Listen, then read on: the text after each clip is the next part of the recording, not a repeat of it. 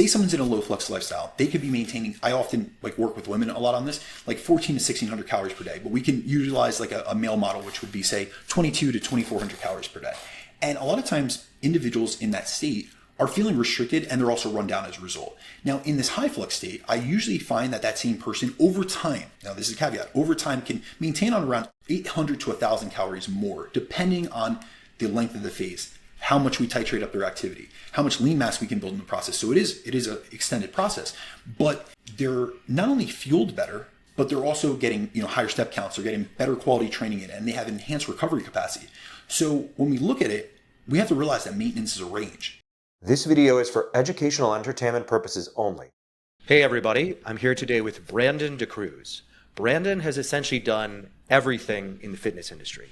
He is an internationally accredited nutritionist. He works as a lifestyle transformation coach, and he's been a fitness model and an NPC competitor. I'm super excited to speak with you today, Brandon, specifically because I really want to dive into your nutrition and dieting expertise. Absolutely, AJ. I really appreciate you not only reaching out, you were a referral from one of my closest friends and confidants, Dr. Scott Stevenson, who I have the most immense respect for. So he had actually sent me a voice note, and it said that he thought that you and I would really hit it off. So I'm pleased to be here, and I can't wait to have this conversation, my man. That's awesome. Yeah, Dr. Scott is the man. And he does have this habit of sending long, convoluted voicemails. That has become my relationship with him, which is super fun. Wait till you get him on Zoom and private consult calls, because I've been doing that with Scott for years, and I have had some conversations. Our longest conversation is actually over sushi. We had himself, Alan Aragon, and I had a 4.5 hour research deep dive, essentially discussion over sushi one night after a conference. But I've had some 3.5 hour Zoom consultations with Scott, and he is just a wealth of knowledge, and he's also the most humble and intellectually curious, as well as he's just got great intellectual integrity as well. Like how he presents information, he never goes outside of his scope. He is someone I'm blessed to have in my life, and someone that's been a mentor for many years. So shout out to you, Scott, my man. I hope you're listening. Yeah, man. So I'm a coach myself, and I would say that one of the biggest problems I see with clientele is that after a diet, they tend to struggle. The diet itself is often, maybe not easy, but it's something that most people can do. You can lose weight over a 12, 14, 16, 20-week period. That's doable for most people.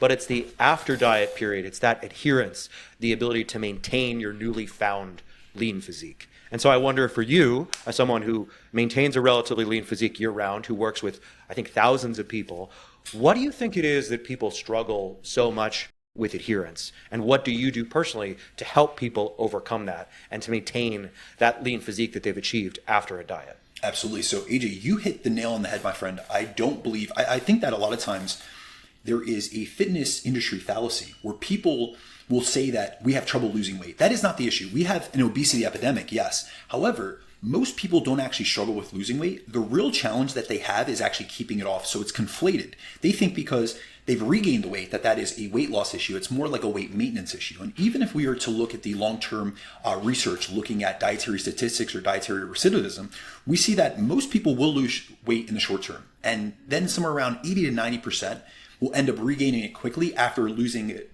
with a substantial amount of people actually regaining more than they lost in the first place, which is quite startling. And what I really think this comes down to, a lot of times people are pulling at straws essentially, and they're saying it's lack of willpower, it's lack of discipline. I really don't think it comes down to any of those things. I think it's really a combination of two big subsets of factors. So we have the physiological factors, and then we also have the behavioral factors. So on the physiological side, your body adapts to a diet. So when you diet, your metabolic rate goes down. You have hunger hormones like ghrelin that go up, satiety hormones like leptin that go down, and you naturally move less without even realizing it. And this is what we refer to as metabolic adaptation or adaptive thermogenesis.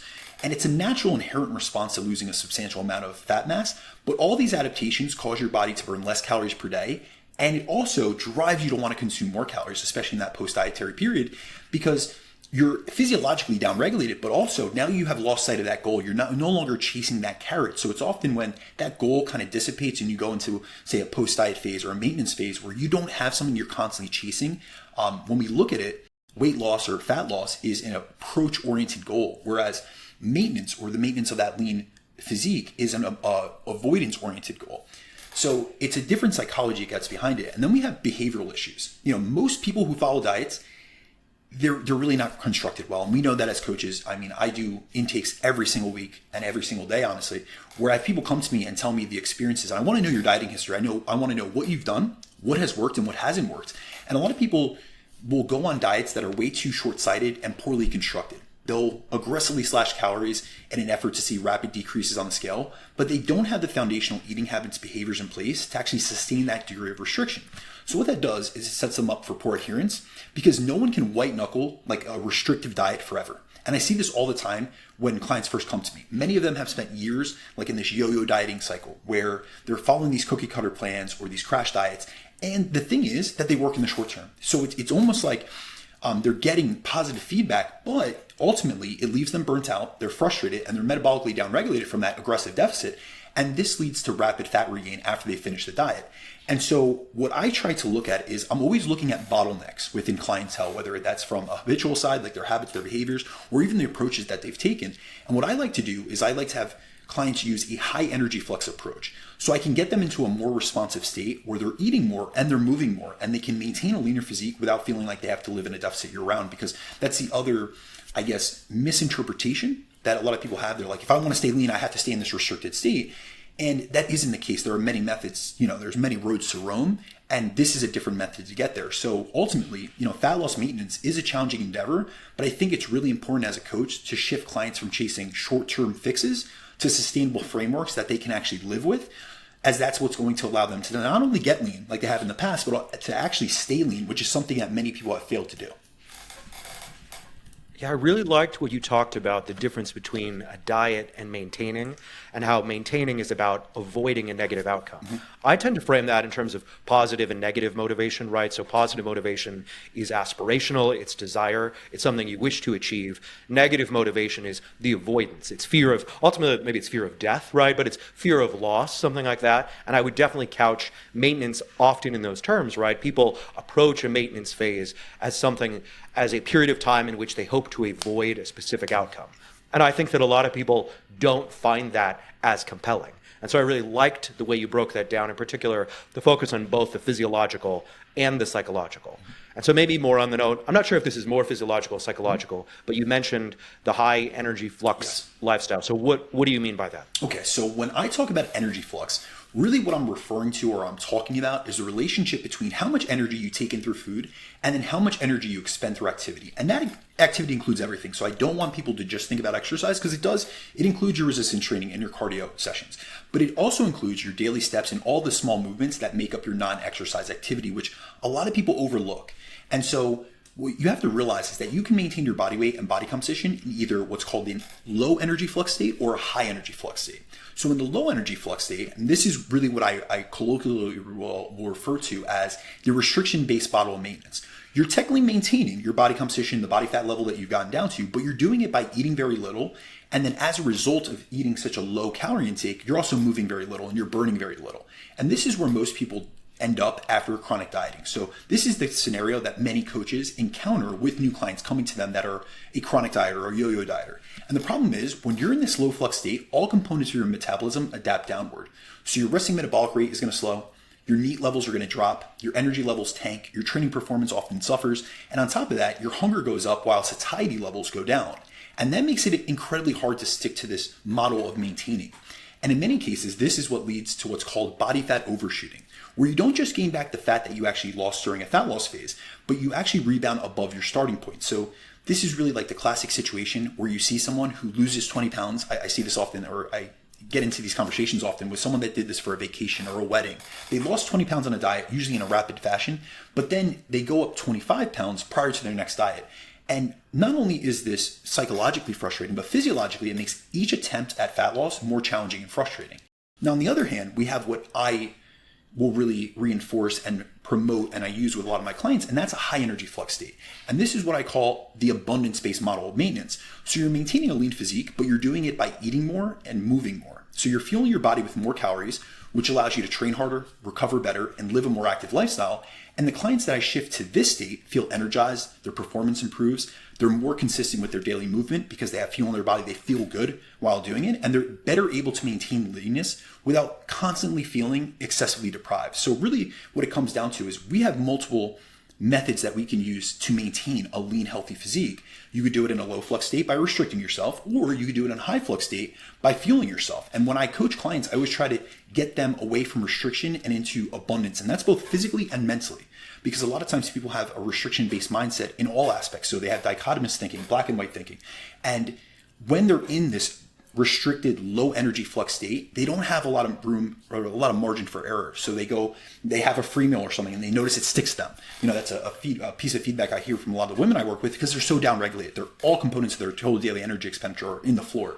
And so when they do have those dietary deviations, or they go off the beaten path on a weekend, they really do see the repercussions of this, because they're not in a place where they could actually be metabolically resilient to this. And what the high energy flux state does is it tries to rectify a lot of these situations, get someone into a more well-fueled and well-fed state, but also increasing energy expenditure through different forms of activity, which we can go through. So yeah, maybe let's break this down and get kind of super specific. Mm-hmm. So let's imagine we have two different people. We've got one individual who's maintaining on 2,000 calories. Mm-hmm. Actually, sorry, let's make it simpler. Let's clone the person, right? So it's the same person. They're maintaining on 2,000 calories in one scenario, and then the other scenario, they're maintaining on 3,000 calories. Mm-hmm. And the reason why they're able to maintain at 3,000 calories is due to an increase of activity. Yes. And so ultimately, they are burning more of their intake. But in both scenarios, right, if we're being specific, they are maintaining. So that means that their body composition isn't changing significantly. And essentially all of their dietary needs are met, right? They're not in a nutrient deficient state, at least from a macronutrient perspective. It might be the case that the person eating 3,000 calories has a better micronutrient profile, right, as a result, because they've got more food intake. But at least their baseline energy needs are met in both scenarios. But you did mention some of the benefits are going to be psychological, right? So the person at 3,000 calories is going to feel better. They're going to feel more fed. They're literally going to eat more food. But I think you also alluded to some performance benefits. So tell me a little bit more about that. Why is the person who's eating more able to do more as a result? No, absolutely. So really, if we look at it from a broad perspective, we see that being in a high flux state, meaning you're eating more and you're moving more, consistently leads to better body composition outcomes. So when we look into literature, and even if we look at BMI and body composition controlled matches, so they're matched for their body composition, their body weight, we see that those who have higher levels of activity not only carry more lean mass, they have less fat mass, and they have a higher resting metabolic rate. And it's because of that activity that's increasing all components of total daily energy expenditure. They're also in a state where they're well fueled, and so they have more of the substrates necessary to push hard training, to actually recover from their training. And I would actually argue, not against exactly what you said, but a lot of times when I get clients that are in this low flux state, they are in a downregulated state, and they're coming from a place where they've been very calorically restricted. So I can give you, some real life examples. I've had women that come to me at 1,400 to 1,500 calories, and these are very competent and very meticulous, data-driven individuals that are generally eating. These are light females, but generally eating 1,400 to 1,500 calories per day. Now, in that state, not only have they created a calorie deficit, but oftentimes they do have nutrient deficiencies. So they have micronutrient deficiencies. And oftentimes I'm seeing things like deficiencies in selenium, iodine, zinc, iron, things of that sort. And there's multifaceted reasons for that. For instance, a naturally menstruating woman is going to have blood loss, which could lead to iron, and especially iron-induced anemia. But they also do not have a large enough budget, most part, especially if they're trying to be flexible and they're utilizing, say, flexible dieting strategies, or if it fits your macros, to actually get every single component of the micronutrients from a vitamin and mineral perspective that they would need to actually sufficiently fuel, not only like from a macronutrient perspective, but from a micronutrient perspective, hormone production, enzyme creation, all these downstream cascades. And so a lot of times switching them or shifting them, getting them into that high flux state, I'm able to put more nutrient dense foods in there. It's not just about more flexibility, but more nutrient diversity. So more fruits and vegetables, more polyphenolic compounds. And then I'm able to upregulate multiple systems, which actually help with the increase in energy expenditure and increasing that energy flux.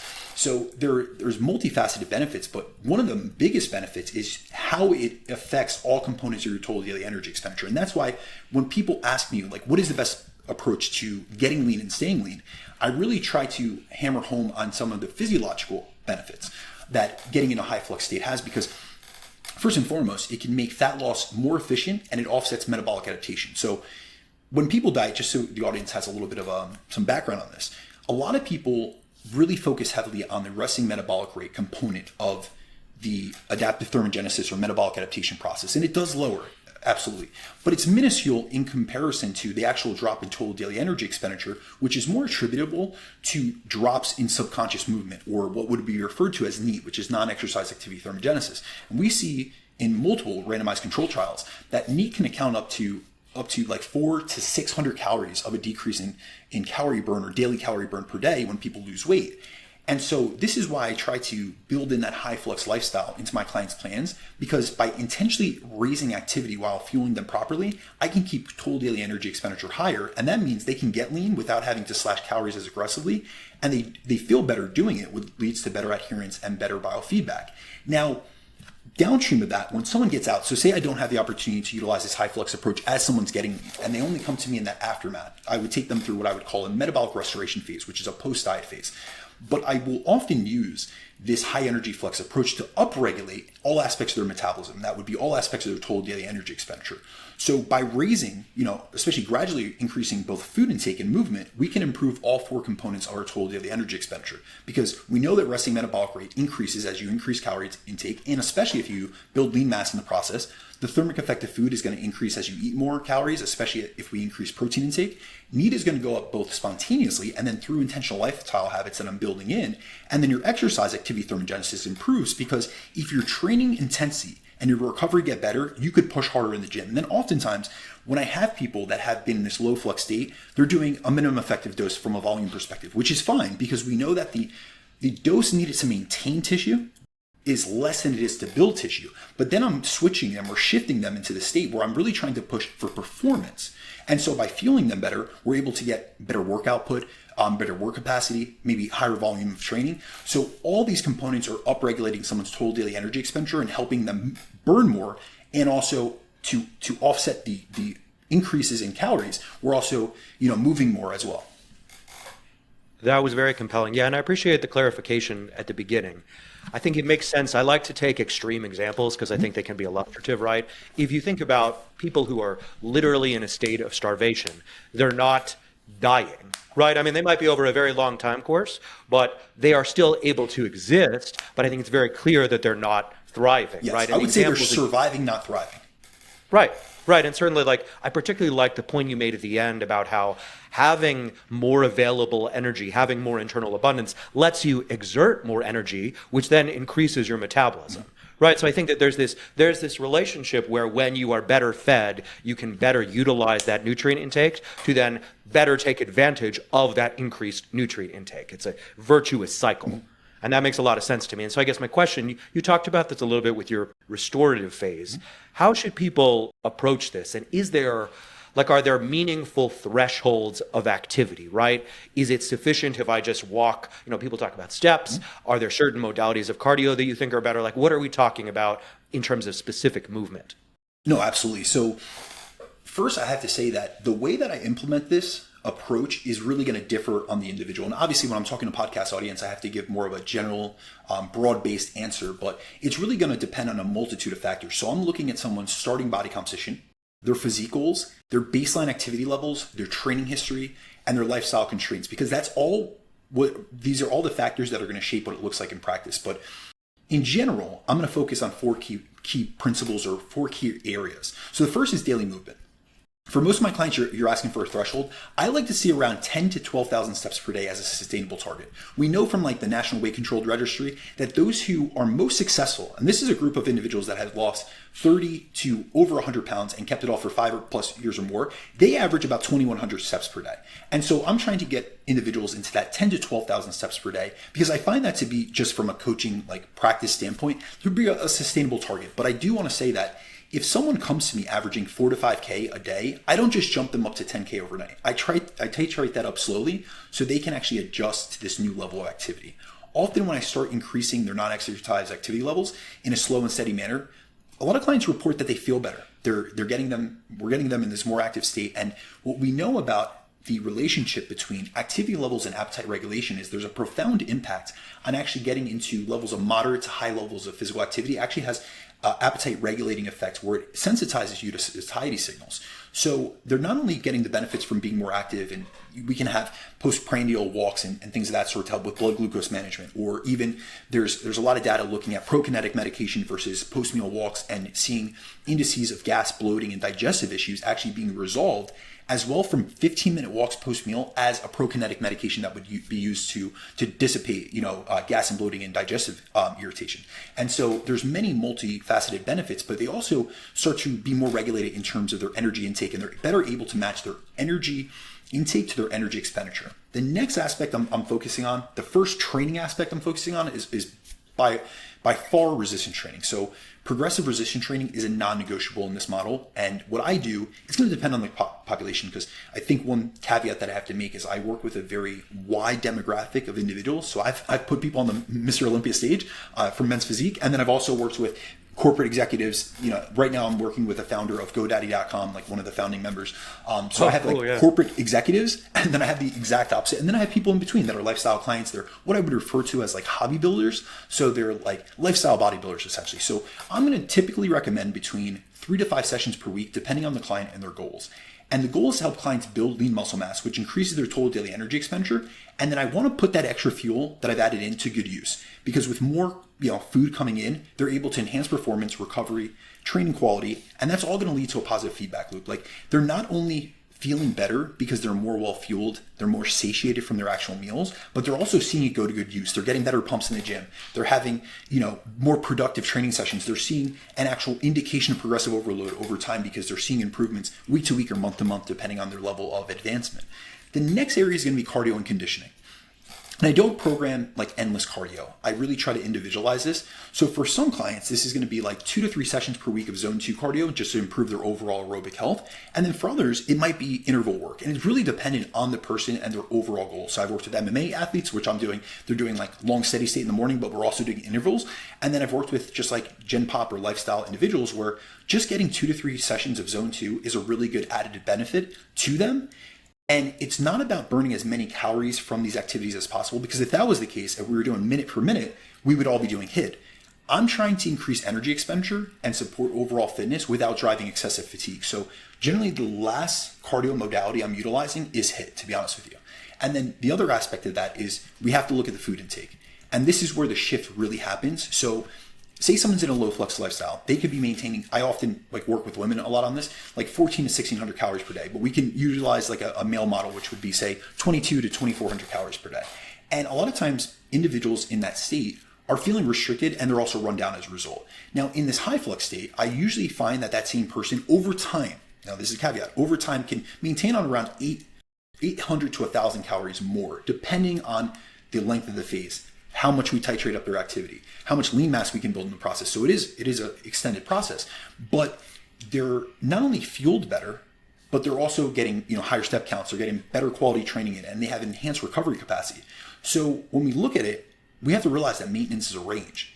And that's why we can have such a deviation. Like if we look in the literature at NEAT, there's a great study by James Levine which looks at the differences in people of the same body composition and how many calories they can be burning from non-exercise activities just based on the daily structure that they put these individuals on. So they had put them into different work conditions, and they saw that sedentary like clerks were burning like 400 calories per day. But when they put them into a manual labor job, just from NEAT, they were burning 2,400 calories per day. Now that is not their total daily energy expenditure. That is actually their energy expenditure just from activities throughout the day. So there's a massive range. We see about a 2,000 calorie difference between energy expenditure levels just driven through NEAT. And that's where we can really look at different models of maintenance and see what the threshold can be for an individual and really try to drive home these things. So really, I would say the 3 pillars that I really focus on with my clients are resistance training, daily movement, and then proper fueling with enough protein, fiber, and nutrient-dense foods. Because when we stack these pillars, we are able to gradually raise our total daily energy expenditure, which makes maintaining leanness much easier.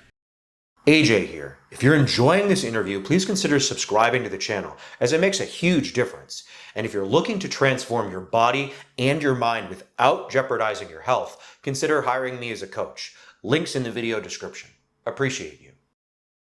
I have a silly question and then a much more serious question, but I feel like you are qualified. You're perhaps one of the most qualified people to answer this silly question. So I have heard sort of apocryphally that things like playing chess for hours upon hours are so cognitively demanding that they burn a lot of calories, and you can actually lose weight through really, extensive, exhausting mental exertion.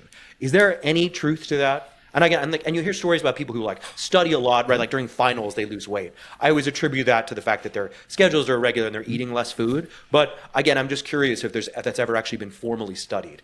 It actually has. So recently, I had on an individual. He's a doctor out of Duke University. His name's Dr. Eric Trexler. I had him on my podcast, Chasing Clarity. We did not discuss this in general, but I know that he recently did a big deep dive into this topic on how does cognitively demanding tasks increase energy expenditure. And there was, I want to say like a pop culture book about 10 to 15 years ago that had proposed that you burn hundreds of calories during a chess match, and these guys are upregulating energy expenditure. And when we look at actually the increase in energy expenditure from chess playing or something that's very cognitively or mentally demanding, it's a few percentage points only for, I believe, the first hour. So it's very minuscule. It's nothing that you would really think of. And how he was able to describe this, I was actually at a conference for sports nutritionists in Dallas, in Austin in April. And he kind of just expressed that the body has physiological adaptations to everything, just like we do in a deficit. Now, if the brain gets used to, like you're someone that plays chess on a very frequent basis, maybe the first time that you go into a chess match and it's really cognitively demanding, you might see an increase in energy expenditure, but there's an adaptation to all things that we do. Just like in the gym, we get stronger over time, and then we have to push ourselves even further to get further adaptations. The same thing can be said about a chess match or even a dieting scenario. You get to a certain calorie threshold, your body will eventually, it doesn't mean it will adapt down all the way to the deficit that you've created, but it's going to downregulate energy expenditure. So no, it isn't, you're not going to burn off your body fat by doing cognitively demanding tasks. And if that was the case, my man, I do so much studying and research that I would be shredded just from that instead of, really averaging like 18 to 20,000 steps a day during the fat loss phase. Well, maybe the problem is you need to periodize your studying, right? You need to focus on different subjects so that you can never adapt. That's the problem there for sure. I'll definitely try to get back to you. I'll be an N of one case study. No, that's awesome. Thank you for humoring me. And actually, that does lead me to my next question, because you talked about adaptation. So when we're thinking about applying the high energy flux lifestyle, when you work with people, particularly long term, is it the case that they start to adapt to this increased activity and you need to either increase the duration or the intensity? How do you sort of approach that from a long view? Yes, so there will always be adaptations, but here's the thing. Adaptations are usually what we see in terms of activity adaptations are usually when it's done in isolation. And so that's where, are you familiar with Herman Pontzer's constrained energy expenditure model by any chance? Yes, sir, yeah. All right, perfect. So just for the audience to know, Herman Pontzer is a researcher out at Duke University. And what he's really done is he's done a lot of work on hunter-gatherer populations, especially like the Aboriginals. Yeah. Yes, exactly. Yeah. And he shows that at very high levels of physical activity, with very low calorie intakes, the body does compensate by dialing back some of your physiological processes. So it's going to stop spending as much energy on other systems. And what his research really sees is that there's a downregulation of reproduction and then immune function. And you have to realize that that is a natural inherent response, because if there's not enough energy to keep the lights on, like there's not going to be enough energy to reproduce and to further populate your species. And then there's also going to be immunological things that get downregulated. So people are getting sick more often. We see this also in endurance athletes in an area of the literature called low energy availability and relative energy deficiency. But that is a mismatch between energy expenditure and energy intake, meaning that if you're in low energy availability, really what that means is the relationship between your energy intake and your exercise activity expenditure. So how many calories are you burning from exercise each and every day, and how many calories are you eating? If you're in a state of low energy availability, you have insufficient fueling for your level of exercise. Now, this can also be applied to this high flux model. Now, keep in mind, I always say this in this fashion when I encompass this high flux model, it is eat more and move more. They're both moving in conjunction with one another. I'm increasing and titrating things up together. And so there is an adaptation, but a lot of people are always asking me about a ceiling. And most people are nowhere near that ceiling, especially in America. If we think about like the energy constraint or really the activity levels of Americans, we're a sedentary population. And the only time that we see in literature that there's an actual constraint that caps, like there's such an adaptation that it caps your ability to continue burning calories, it's individuals that are like endurance athletes. And we're talking about people that are training for multiple hours per day, every single day for weeks and months at a time. In terms of really what we see in the literature, there's two terms or two concepts essentially. There's something called metabolic scope, which refers to the ratio between your total daily energy expenditure and your resting metabolic rate, and then something called your maximum sustainable energy expenditure. And what the research shows is that for most people, the ceiling for your sustainable energy expenditure, meaning how many calories can you consistently burn per day, is between 2.5 to 3 times your BMR. So to put that into numbers for the audience, my own BMR is around 2,000 calories. So that means that my maximum sustainable ceiling for calorie expenditure would be around 5,000 calories per day. Now, if we were to take, say, a smaller individual, I'm well over 200 pounds. And so I'm not going to be the average person that's listening to this. But if we take someone with an average BMR of 1,600 calories, their ceiling is going to be closer to 4,000 calories. Now, to reach that daily, what you have to realize is you would need to be exercising for 4 to 5 hours per day, every single day, and then not sufficiently fueling yourself, which isn't realistic for the average person, or even for most fitness professionals. I coach a few dozen coaches are on my roster right now, and I have only one individual who's a cyclist, and a high-level cyclist at that actually does train for between 2 to 3 and sometimes up to 4 hours per day. So the clients I generally work with aren't training 3 to 4 hours per day. They're corporate executives, they're busy professionals who are parents, or they're lifestyle bodybuilders who are just trying to build muscle, they're trying to lose body fat or improve their health. So for them, the idea that walking like 10,000 steps per day or lifting, a few times a week is going to trigger compensation or like get them so adapted that they're no longer going to see the benefits from it are just not grounded in reality. So the body does adapt, but for 99% of people, adding activity, especially if you're concomitantly increasing energy intake and you're fueling that activity, is going to be a positive thing.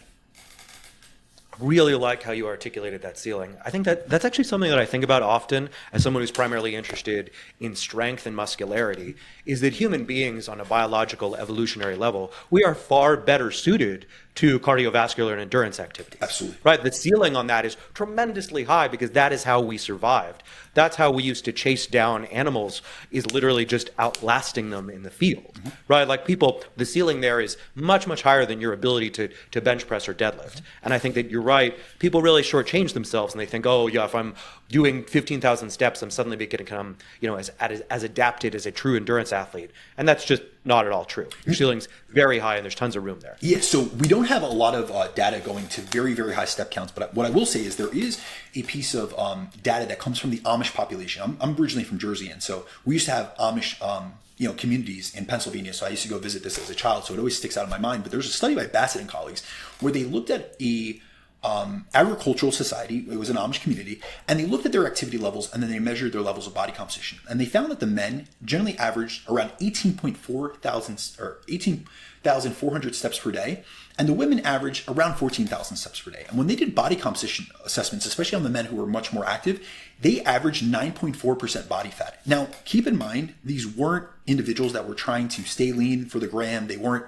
doing dietary interventions. They weren't working out. They were literally just living a lifestyle. They're very, very active. And they're people that they walk to church, they walk to work, they do things like farming and crop yielding and things of that sort. So this is kind of just like a real world example of people that are living in a high flux state, because when we actually look at the dietary logs or the dietary records of those communities, they don't have a restrictive diet. The men average around 3,600 calories per day, and they're about $1.50. So that's a lot of food. Like if we look at pounds or calories per pound, they're eating sufficient amounts, my man. They're on a way bulking diet as compared to most people in the society. And the women are eating well over 2,000 calories. Now, the women even are at a very, healthy body fat percentage. I believe they're around 24 to 25% body fat. And the only reason that it's even, I don't want to say that high, because the average woman in America actually has 40% body fat. So by comparative standards, they're very much leaner than that, but they're at a healthy body fat. But the confounding factor there is that the average Amish woman has 7 children. So when they did those measurements, a lot of these women were pregnant. So it actually increased, like if we look at the confounding error or what we would call in research modifying factors, they actually increase the total body fat percentage calculations in these women. So if they weren't pregnant, I'm sure that they would be closer to say 19 to 20%, because a lot of the women in that subsect are lean, they're very active, they're doing 14,000 steps per day, but they're also doing manual jobs around the house and really tending to children. And so this is just a real life example of like people that are moving like far more than those in our American society, because the average American pre-COVID was getting 5,100 steps per day. The average man in America is 28% body fat, and the average female in America is 40% body fat. So if I was to really just look at, say, like real life examples in the real world, I'm going to go Amish lifestyle all day. Well, I would also have to imagine that their food is probably more satiating in general, right? They're eating a primarily whole food diet, not a lot of processed foods, presumably foods they're actually making themselves. So their processing level is much lower than ours. But what's very interesting is that they eat a lot of cakes, pies. They make a lot of things at home, but it's a high starch, high sugar, and oftentimes high fat diet that they're utilizing because they're not counting macros or anything of that sort. And I will tell you just from experience, I used to travel every single year to an Amish community in Lancaster, Pennsylvania. And they have some of the most delicious homemade pies and treats and sweet stuff that you could ever imagine. So they're actually known for those things. So it's not a restricted diet. They're eating a lot of whole foods based meals. So your chicken, your ham, your potatoes, things of that sort. But they also do eat a lot of sweets on top of that. So that's what's increasing their energy intake. But it's essentially being compensated for because they're so active on a daily basis. And this is their lifestyle. I promise I'm not shitting you. I actually, literally this week, I ordered whoopie pies on Etsy from an Amish bakery in Pennsylvania. Let me know how it goes, and I guarantee they don't disappoint, my friend. Yeah. I'm from Pennsylvania originally, so I will drive through Amish country and buy things. And I was like, well, wait, I want this now. I don't want to like an excuse until I go there. So I will let you know. So actually, that does kind of lead me to my next question, right? The Amish are an incredibly busy, industrious people. You work with a lot of very busy people. How do you help people to sort of balance that, right? Because essentially, you're asking people to take more time to be more active. And again, there's clearly they can do almost as much as they possibly could. The ceiling is very high. So how do you help people navigate their own personal demands and also adhere to this lifestyle? I think that's an incredible question. I think that one of the comments I get most from clients is I'm too busy. And the truth is, first and foremost, we can go through, I like doing like schedule audits on clients because most people have more time than they think. They're just using it in different fashions that are not as advantageous as they could be. But even so, the truth is this high energy flux lifestyle is not about needing endless hours in the gym to live in this high flux state. For busy individuals, I recommend short, effective resistance training sessions, even like 3 days a week for 45 to 60 minutes works well. Then you pair that with daily movement, like something, I really like habit stacking techniques like post-meal walks, or even I'll encourage a lot of my busy executives to do walking meetings. So essentially I call these walk and talk meetings. And if you're able to pair those two things, you're already getting, the lion's share of benefits. You're covering what matters most essentially. And then it's less about carving out huge blocks of time and more about integrating activity into the lifestyle you already have. So I often tell clients to think of these movement integrations as movement snacks. There's a term in the literature called exercise snacks, but I like to term it, it's a little bit better colloquially to say movement snacks. And all I'm referring to with that is there's small bouts of activity sprinkled throughout the day, not just formal workouts. So this could be, instead of going like in an office, I worked in an office for 10 years. Many times people were going for snack breaks or cigarette breaks or whatever it may be. During that work break, take a 5-minute walk or do a set of push-ups or bodyweight squats or go walk or run a flight of stairs. Those little mini sessions, they might not seem like a lot, but they really do add up over time. And even when we look at the literature, we see that 3 10-minute walks can be more effective than 1 30-minute session, especially when it comes to blood glucose control and postprandial glucose and insulin elevations. And so this is something that's super realistic for someone with a packed schedule. The other thing I focus on heavily are non-exercise activities. So these are things like I'm constantly giving checklists to clients. So this could be park further away in the lot. This could be taking the stairs instead of the elevator, walking or biking to work when possible, making sure you get your post-meal walks in, using a standing or a treadmill desk. I'm someone that utilizes a walking pad with a setup a lot of times in between my calls or when I have just not actual client check-ins, but when I'm just answering emails and answering questions throughout the day. Even things like doing some laborious task for yourself. Instead of paying someone to mow the lawn, go do it yourself or go walk the dog. Or a big thing that I have all of my clients do is I don't let them sit during the gym. If they're taking a break in between sets, go walk and take a lap around the gym. We actually, there's good literature that's coming out on active recovery in between sets of resistance training, actually clearing out lactate and hydrogen ions and actually leading to better performance and better recovery capacity. And so when it comes down to it, it's not about thinking like I have to block out 2 hours every day to do cardio. It is let's integrate movement into your lifestyle. And even if you have a demanding job, you can layer activity into your day in many practical ways.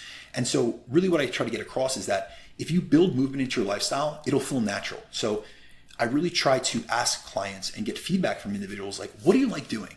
I personally love hiking.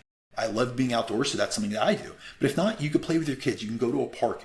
I have a lot of clients that I have them sign up for a recreational sporting league, or just walk while you're on calls. If you're ready, say you're calling your friends and family, or you're going on to a conference call, but you know that they're going to be talking the whole time and you're not really interacting or doing anything, you can go take a walk or even just do laps. And so these are small actions, but they compound over time. So for busy people, I really want to get across that the solution or the method that I'm really promoting isn't just about doing more workouts, because sometimes people misinterpret that.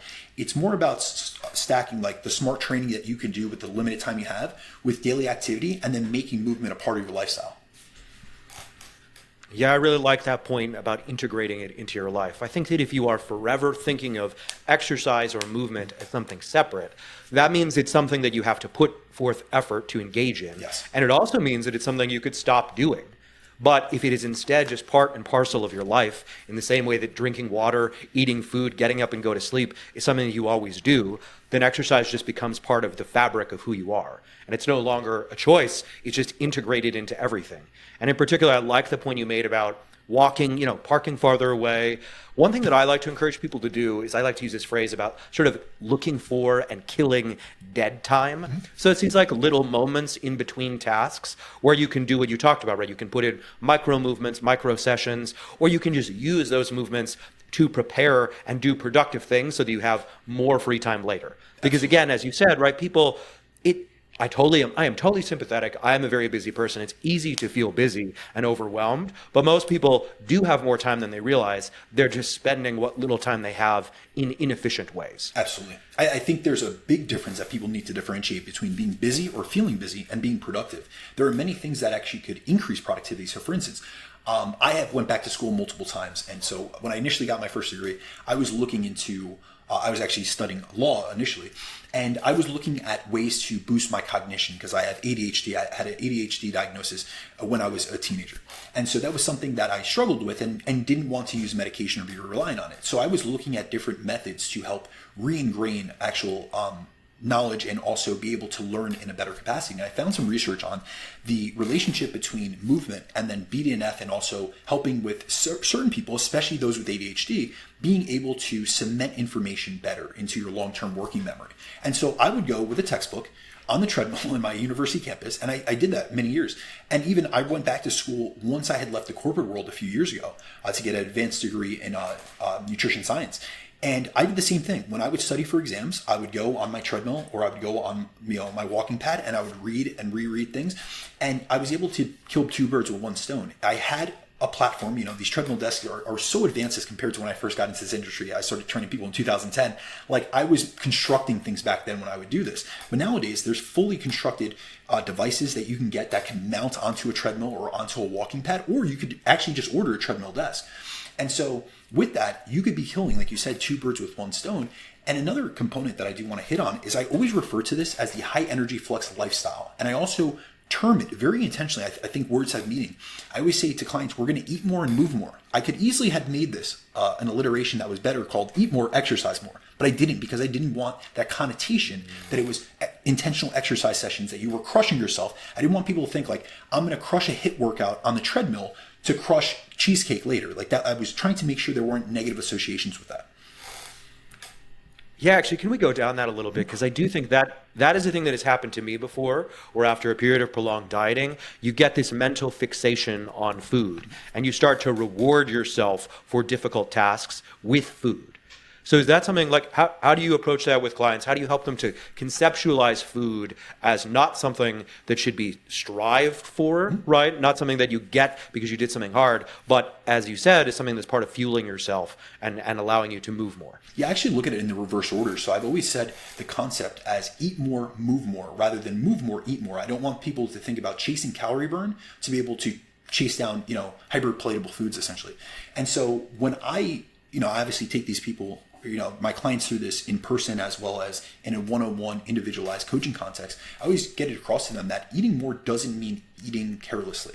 The key is still on focusing on food quality, creating and maintaining a consistent eating structure, and then maintaining flexible dietary control where you don't look at foods as good or bad, you reward foods or punishment foods. Like, we're looking at increasing calories from a nutritional standpoint, But first and foremost, we're always making sure the foundation of the diet is nutrient-dense whole foods that are naturally satiating. So I'm making sure that they're having sufficient amounts of lean protein, fibers, carbs, and healthy fats. Things that are these are foods that are gonna regulate hunger hormones and reduce cravings so that they're not triggered to overeat in the first place. Now, another component that many people would overlook just thinking about it is that actually, when you get into a high flux state, so you're eating more, you're moving more, but especially those increased activity levels actually enhance adherence because they're helping with appetite signaling and satiety signaling. So you're becoming more sensitized. What we actually see, there's a great study. We have research literally on this since the 1940s and 1950s, where we look at appetite dysregulation, the research on that. We see that those at low levels of activity actually have more, significantly more appetite dysregulation than those at higher levels of activity. Because at low levels of activity, you're essentially out-eating your energy expenditure levels. So there's a decoupling of energy intake and energy expenditure. When you start raising activity levels, your body starts coupling those two things and you start getting a better and more efficient use and production of those satiety signals. We see the same thing, a cross-reference topic that we can look at is leptin resistance. Individuals that are living with obesity, it's not that they have insufficient leptin. It is that they have lost sensitivity to leptin, because if we actually look at how leptin is produced, it's by fat mass. So leptin is our main satiety hormone. Well, those with excess adiposity actually have higher leptin levels, but it's that the signal to the brain isn't actually sufficient. And so they have a resistance, almost like some people would contextualize insulin resistance. Well, they're resistant to the signal, the satiety signal, that leptin is sending to the hypothalamus in the brain to have that downstream cascade to say, hey, I'm full, terminate this meal. And so when people are insufficiently active, they have actually more appetite dysregulation. And that's what I see people in a low flux state. They are eating very low calories. Obviously their hunger hormones are completely dysregulated because they have very high ghrelin levels. They have very low leptin levels, and they also haven't been moving sufficiently. So we have to look at this as a multimodal approach where we're increasing calorie intake and energy availability, we're getting satiety levels to improve, then we're also increasing like food flexibility, we're making sure their micronutrient intake are dialed in, and I really try to get people feeling fueled, not restricted. And so these are things that can really help people be more adherent, first and foremost, than if they were white knuckling their way through maintenance like a lot of people do, staying at a very low calorie intake and really just trying to fight hunger and stay at a very low satiated state day in and day out. No, I like that a lot. I mean, again, it's what we said at the beginning. You're tackling it from both a psychological and a physiological perspective, because that's going to lead towards better, more sustainable long-term results for sure. Absolutely. I'm curious. So you mentioned that you studied law. You've gone back to school a few times. You've gone through a lot of stages in life. You were a competitive bodybuilder, but you are no longer, right? Absolutely. So I'll give you a little bit of background. I competed 15 times over the years. I have done well over 100 professional photo shoots, and I was very, very interested in bodybuilding. It was one of my biggest passions in life, but I will say there have been benefits and there were drawbacks of bodybuilding. So for instance, bodybuilding provided me, it gave me so much. It gave me everything that I have in this life. It gave me discipline, it gave me structure, and a deeper understanding of my body where I got this intellectual curiosity. So one of the topics I'm most well known for and most well versed in is metabolic adaptation. And the reason for that is because my first prep in 2014, I didn't know what had happened to my body, my friend. My sex hormones were completely downregulated. I had low T4, T3. I had castrated level of testosterone. I think when I first got my levels back, and now I was in my mid 20s at that time, I want to say my blood levels at that point were under 200 nanograms per deciliter. So I was hypogonadal by any status. And so there was really nothing that I could find. And I'm looking into the literature, like trying to find something. And I found a paper by the researcher that I cited earlier, Eric Trexler, and it was the first bodybuilding centric look at metabolic adaptation and adaptive thermogenesis. And that explained everything that I needed to know. Why did I feel this way? Why did I feel like I was insatiable post-contest? And so it really stoked. I already had, a scientific curiosity. I was already working research and development behind sports nutrition, but it kind of put me more into this dieting literature and really becoming interested in that and trying to help other people. But by 2019, I stopped competing because I really wanted to shift my focus to scaling my coaching business and making a bigger impact in the space. And bodybuilding was something that gave me so much, but it was the one aspect of my life that I was selfish with. I prepped myself. I was prepping many athletes at that point, and I'll never forget, 2019 is the last time I competed on stage, but actually 2018 is when I decided to step away from the sport. And I was at the Olympia with one of my athletes. And I remember being in the crowd, watching him get on that stage. And it was someone I had worked with for a very long period of time. He was a friend, a training partner, and someone I still consider to be one of the best clients I've ever worked with. And I remember seeing him make his dream a reality up on that stage. And that year, I believe I had gotten like 7th at a national show. So I was decent. I won some shows in Jersey, men's physique shows. But I was telling myself, like, realistically, I've always been very objective and honest. If I'm going to ever get a pro card, I'm going to have to go all in on this. And there's going to be health ramifications. There's going to be sacrifices within my personal life. I still had a full-time career at that point and an online coaching business. There are going to be so many things that fall by the wayside. My social life, my health, things of that sort. Is this worth it? When you have a better skill, I had to look objectively at myself, just like I would be direct and objective with a client. I had to tell myself, you're a much better coach than you are an athlete. And if you're able to transfer that discipline, that regimentation, that structure, that that work ethic into just facilitating the growth of others and the progress of others, you will be able to take this business much further than you ever could, allowing yourself to continue prepping yourself and continue competing. That was the best decision I ever made. Now, just as a caveat, that doesn't mean that I've left bodybuilding behind. I still live the bodybuilding lifestyle, but I don't do the extremes of contest prep or aggressive bulking. I still train hard. I train 5 to 6 days a week. I eat well. I take care of my body. I do blood work on a frequent basis. I do all the same things that I did when I was bodybuilding. But now I do it in a way that supports my long-term health, my relationships, and my business. And I prioritize other people. I will tell you, I'm a very selfless person. I've always tried to give back to this community, to my clients, to the people in my life, my family. I've always been like that anchor for other people. And bodybuilding was the one thing about me that I felt was making me actually selfish in one aspect of my life, because it is all about you. When you're getting ready for a show, those last 4 weeks especially, you feel like death. And there's things that fall by the wayside. And I never had any interactions or any poor experiences where I wasn't there for a client. But I will tell you, it really came to a precipice in 2018. Prior to me going to that Olympia, I had done a national show previous to that. And I had some of my competitors with me at that show.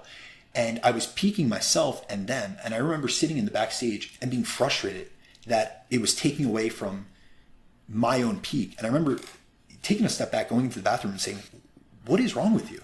Like, you should be so happy that these people want you to prep them and want you to bring them to this level of the stage. And all they're doing is they want as much feedback from you as possible. If this was any other show besides the show that you're doing, you would have been all in, and you would be so happy to see them. They're continually coming back for check-ins, and you're looking them over and they're excited about the process. And the only reason you don't feel that way is because you're stepping on stage today and you think that they're taking something away from you. And that's where I had to shift my mindset and say, dude, I've always done these things because I always say I want to learn more so I can serve more. I come from a faith-based background. It is about serving others in my mind. And I have a passion and drive for that. And bodybuilding was the one thing, competitive bodybuilding was the one thing that was causing me to kind of prioritize myself when I should have been prioritizing other things. And so that shift in mindset really was a game changer for me. And really now what I try to do is I try to get across to my clients that you don't have, like, the stage will always be there. You can be a bodybuilder or a hobby builder without going on stage. And you can take the lessons you've learned, like the discipline, the resilience, and the work ethic, and use them in a way that enhances your life rather than takes away from it. Because bodybuilding should not be your life. A lot of people, they almost get caught up in this. And I've worked with many pro competitors where it becomes their identity. Bodybuilding should be a part of your life, but it shouldn't be your entire life. And even I'm saying that as someone who's a fitness professional that has literally done this as a career for 15 years, competed 15 times, done over 100 photo shoots, brought hundreds of clients to the stage. It should be a component of your life. It should be something that adds to it, that really helps you advance all aspects of your life rather than being this one-sided endeavor that you give up everything for. Man, that was beautiful. That is a very wise perspective. I was reflecting probably the worst period in my life. I was recently divorced. It was not that long after COVID. And I was not feeling great about myself. And I was sort of dating around. And I met this woman. And I remember she asked me, she was like, what are you most looking forward to? What are you most excited about in your life? And I thought about it and I said, my next bench press PR. That's what I want. And to be fair, I was genuinely excited about it. Like, it was a good lift. But that is a sad thing for a grown-ass man to have nothing else that you truly care about.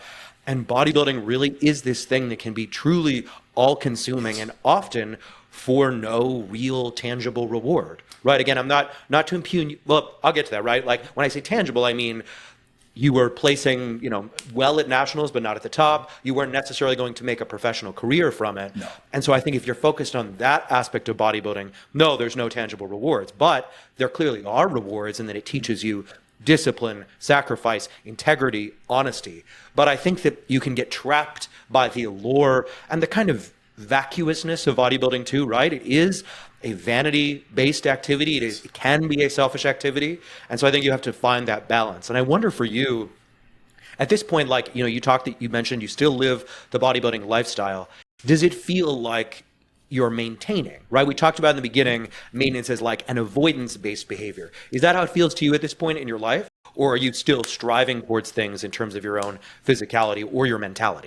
Yes, so I will tell you that I periodize everything I do in life. So I periodize my nutrition, I periodize my training, my physique goals, my business goals, even like how I manage certain priorities. So I live by the 3 Fs, and this is just a fundamental principle that I have ingrained in my life for the past 20 years. The 3 Fs are, I have my fitness, which is my health, my actual physique, my body composition goals, all these things that fall under that fitness category.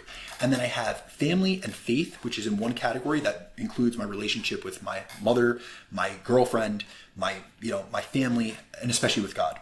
And then I also have finances, which is really, I just use it as an F, but it's really business. It's how am I pushing myself forward from a business capacity? Am I serving those that are on my team to the best of my ability? And oftentimes I always say, I'm only trying to get 2 out of 3. That's how I periodize things. I'm really trying to focus on 2 out of 3. So there are times in my life where it's family and it's finances. So it is my family, responsibilities and things of that sort, or, I'm currently about to move this weekend. And so that's a big priority of me right now. And then it's also my finances / my business, making sure my business is moving forward. And I don't want to say I put my physique goals on the back burner, but they do go to maintenance, or what I would consider a holding phase. And then there's other times in the year, especially the summer, oftentimes I will do photo shoots every single summer. For the last 14 years, I've done photo shoots, except for one summer that I got into a car accident. And so every year I kind of look at this. Someone that had a big lasting impression on me when I first got into bodybuilding was Frank Zane. And Frank Zane, even once he left the Olympia circuit and stopped competing, he would do essentially a periodization program where he would essentially bulk, they used to use this terminology back in the day, but essentially go into a muscle building phase for 9 months a year, and then would do a 3-month cut, and they get ready for a photo shoot. And he would always align it with the same time period in which he competed at the Olympia. So if you look at some of Frank Zane's books, you'll see year after year comparisons of this process. And so it's all about being process oriented. So there are still physique goals that I go after, because I really do believe in being a walking representative of the lifestyle that I live, or I lead, and that I preach. I believe in leading from the front. And I have a big philosophy within coaching, which is I will never ask a client to do something that I would not be willing to do, I have not done, or I do not believe in. And so I think that it's my responsibility to lead them through my own actions. A lot of people in this industry, they talk a lot, but they haven't done a lot. There's a lot of theorists, which they're very intellectually, intelligent, and they have great ability to disseminate information, but they have no practical experience. And I truly believe that knowledge without application is useless. So I do want to have as much, knowledge and ability to read research and things of that sort. I'm always pushing myself academically, but I do push myself physically. I am testing out the methods, the things that I read in research. I test them out on myself first and foremost. I look at myself as an end of one trial. I will implement a new, whether it be a new training modality, a new nutrition technique, a new supplement, and I will track and gauge my progress and my response to that over time, both objectively and subjectively, and then I will see if it's an effective intervention to utilize with clients. However, there are times of the year, more so now than they would be before, because you know how it is with bodybuilding. It's always about the next show. You finish a show, you get right off stage, and it never is about celebrating and being in that moment. And that's something I don't want to say regret. I don't regret anything in my life, but looking back, I would have been a little bit more reflective of the process and really celebrate it, like the wins that I had. And instead of just always being it's about the next show. It's about, getting ready for the next national show, getting to the next phase.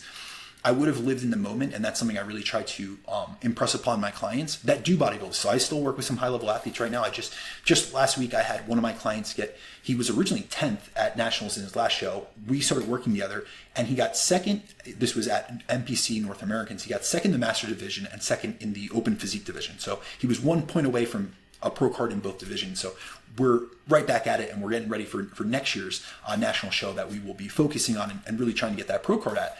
But I often try to get across to them that be where your feet are. So live in that moment, rejoice in it. I made sure he went out and celebrated, because that was something I wouldn't do. I would get done with a bodybuilding show and I'd be right back on diet and right back to bed. And it was never like a celebratory process. It was just Groundhog Day, day after day. And I've changed so much. I think like hindsight's 2020. I'm years removed from this. I see both the good things about bodybuilding and the bad things. And I love this sport still to this day. I still follow it. I'm still an advocate for it. But I do think that there are better approaches, especially if you are someone that isn't making a career out of this. And I've coached many professionals that even at their level, being so far and above, heads and above what any mortal like myself would ever be able to achieve, they're still not making a career out of it. And that's really where you have to prioritize your financial security, your longevity, your family, your relationships. You shouldn't let all these things go by the wayside just to continue moving forward in a sport, unless that's all you're going to do. If that's going to be your one thing and that's your driving passion, I'm all for it. But there's many people that are living substandard lives because they're only prioritizing that and not realizing that they could be a more well-rounded individual. I really like the phrase you used about be where your feet are. I think that's interesting because part of the reason why people often struggle with diet and adherence is that they are mindlessly eating and mindlessly consuming. And I think that's a broader societal issue. I mean, you alluded to kind of this in a goal setting context, right? These are people who are highly driven. But I would just say in general, one of the problems that people often encounter is just a lack of being present. It's easy to sort of feel like you're being swept away by life and you are not actively driving the machinery of that life. And I think, again, earlier you talked about your 3 Fs. You strike me as someone who is super grounded, and I imagine that enables you and helps you to be more present because you have these sort of guiding principles that give you the ability to periodize your life as you go through it, which I also really like that phrase. I'm just curious, kind of in closing, we talked a lot about nutrition, and towards the end here, you mentioned a lot of studies and your sort of broader research interests, and more specifically that you don't ever want to try something on someone else that you haven't tried yourself.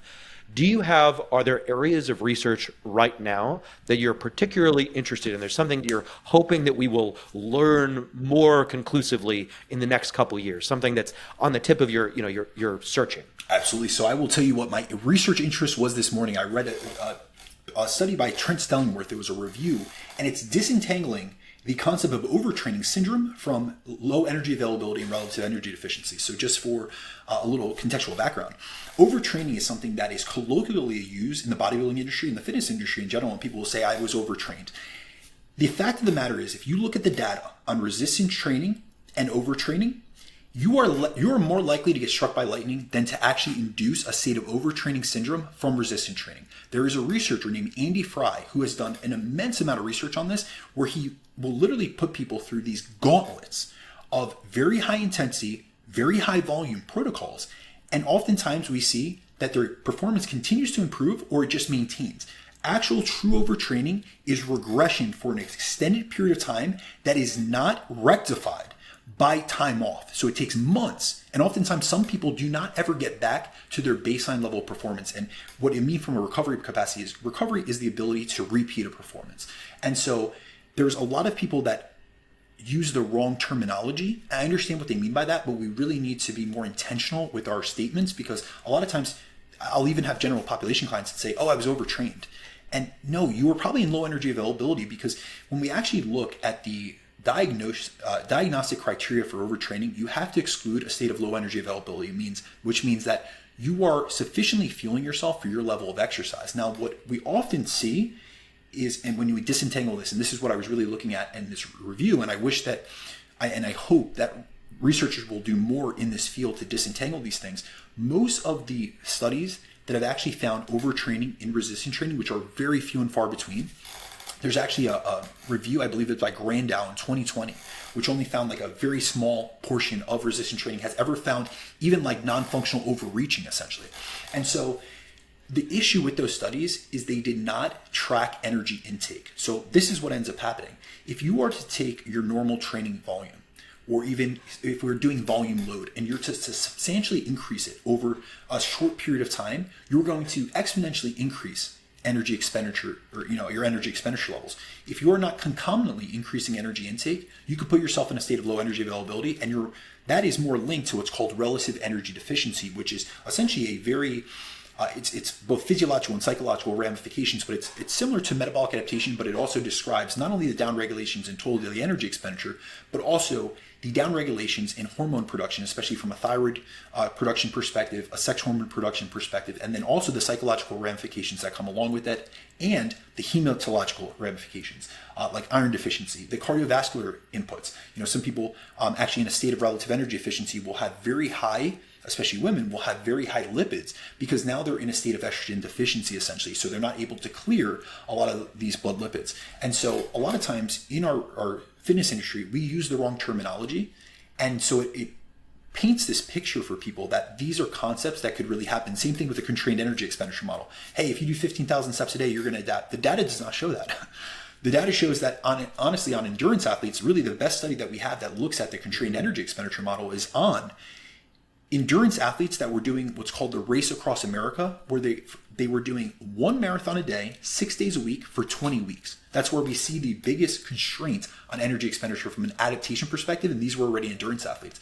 So a lot of times with our industry, people will take something with a grain of truth and misextrapolate it to fit their narrative. I really am a big believer in intellectual integrity and really diving into things, and I will only talk about concepts that I'm very well versed in. And if not, I'm more than willing to admit that I don't know. But there are certain concepts that we still have yet to scratch the surface of. And I think overtraining is one thing that, and the reason I bring this up specifically, I know that you're into hypertrophy training, we have this big volume versus intensity debate. And we have low volume camps and high volume camps. And a lot of people, their argument to essentially deconstruct the high volume argument or some of the data. So if we look at like the 52 sets per week study, which is only got up there towards the end. People misextrapolate that. I believe they averaged 42 sets per week, and that's by Allison and Ness. People will say they were in an overtrained state. There's no way they could do that. The measurement error, it's edema, it's confounding from fluid. There may be, of course. And the thing is, I have mentors and good friends that are on the low volume camp and then also on the high volume camp. And I like to see things in an objective fashion. I usually stay in the neutral. But the argument that this will lead to overtraining is just not confounded. Could it happen in certain individuals? Absolutely. But we have to look at you have to have multivariate thinking. And in fitness, we have univariate thinking. We only think about one factor in isolation. It's like, it's only intensity or it's volume. It's like, no, we need, like, if you look at the amalgamation of things, these are multiple factors. People look only at calories, quantity versus quality. We need to stop with dichotomous thinking all or nothing, black and white. And we really need to take a more all-encompassing model. And that's really something that I've very much worked on the last 15 years as a coach, because I can't just look at one data point and just rest my laurels on that. Really what coaching is about is triangulate all these data points that a client is putting across you, really differentiating what is important, what isn't important, being able to see the forest for the trees, and really getting them into a place where you're getting them firing on all cylinders from all capacities. It's never, for me, my coaching is nutrition coaching, hypertrophy training coaching, lifestyle coaching, stress management, sleep optimization. It's all encompassing because that's how we get the best outputs and the best results for that individual. If you're only looking at one thing in isolation, you're usually missing so many other things that could be the bottleneck in the system for that person's progress. Earlier this year, I was training probably harder than I should have been training. I wasn't balancing life stressors very well. And in the middle of that training block, one evening I was taking a walk and I was so exhausted and stressed that I pissed my pants. Wow. And the next day, I still fucking PR'd in the gym. Right? I was not overtrained. No. Right? The reality is, was I exhausted? Was I beyond I would actually say I kind of surpassed my mental capabilities, but my body was still chugging along just fine. So yeah, no, people absolutely don't understand this phenomenon, constantly misuse the terminology, and also fundamentally, I think as you said, right, they're thinking about it in far too narrow of a way, and they're really only focusing on one variable when in fact, all of this is a dynamic system influenced by innumerable factors, and it's not just one thing. Yeah, just two things just to wrap this up, but to add on to your points. First of all, when we actually look at overtraining literature, the most likely candidates for overtraining is actually endurance training. They train, and we're talking ultra endurance athletes, so ultra marathoners, things of that sort. So we have to realize that if you're training 60 to 90 minutes per day, if you actually look at the Ness study, you look at Brad Schoenfeld's 45 set study, I'm not saying that you guys should go out and do that. By any means, I think they were poorly constructed in terms of the actual exercise selection, the volume, escalations, things of that sort. But what I am trying to get across is that we can't just put this broad statement that they're invalid because you're going to be overtrained, because that's just not the case. We're not seeing that. That's the first point. But secondarily, I will tell you just from practical experience, obviously I've dug into literature, but I, for a long period of time, trained with some very high level people, much, much higher than myself. So for instance, one of my training partners for a year when I was competing is a coach named Kyle Wilkes, and he's actually Nick Walker's coach now. He's a very well-known coach in the bodybuilding space. And I will tell you very clearly, he is a fucking workhorse. And I remember we did an off season together where we trained every single day, 5 or 6 days a week, every single week. And he punished my back, really, we both needed to bring up our rear. They say shows are run from the back, and we both had that as a weak point. And we were doing 40 plus sets a week, or even greater than that, of high intensity, back training. Things that I look back now and I'm like, man, I would never spend that time in the gym. Every night was 2.5 hours to 3 hour sessions. We'd need to have multiple meals. I would be having to take a nap because we used to train at an old school bodybuilding gym in Jersey. And it was an hour away from where both of us lived. I used to stop at the rest stop midway through 30 minutes into my ride home and take a nap. I was so, at that point, this is many years ago, we're saying, oh, it's central fatigue or it's CNS fatigue. It wasn't any of that. We see that dissipates quite quickly. I was just exhausted. But I did that for a year, and I also worked out with several, high-level men's physique Olympians for continued periods of time, and they threw me through the ringer, and I threw them through the ringer. That is not how I train now. I do not have the time. I do not have it used to really impact me, honestly, cognitively. I would notice that I would be in brain fog, but you are so much more capable of anything you think of. We always have one more. You always have more in the tank. I try to remind clients about that. A lot of times we even look at the RIR research, so reps in reserve research. The average advanced trainee is 1 rep in reserve off their estimations. But if you actually look at the research by Eric Helms, who's a good friend of mine, they see when they put like garbage bags on bench press and on squat, they don't let them know and they call out their actual estimations. They're often 5 to even like 16 reps off. So there's a study where they need to be a 10 rep max. The average person did 15 or 16 to 24 reps. So many people are not pushing in the gym. You would know that someone is going into overtraining because you would see them every day in the gym just burning themselves. And honestly, when you look around a corporate gym or a public gym, most people look the same year after year because they're not training hard enough, not because they're training too much or too hard. For sure, man. That's a great note to end on. Thank you so much for this. Absolutely, my friend. I appreciate you having me on. Yeah, appreciate you taking the time.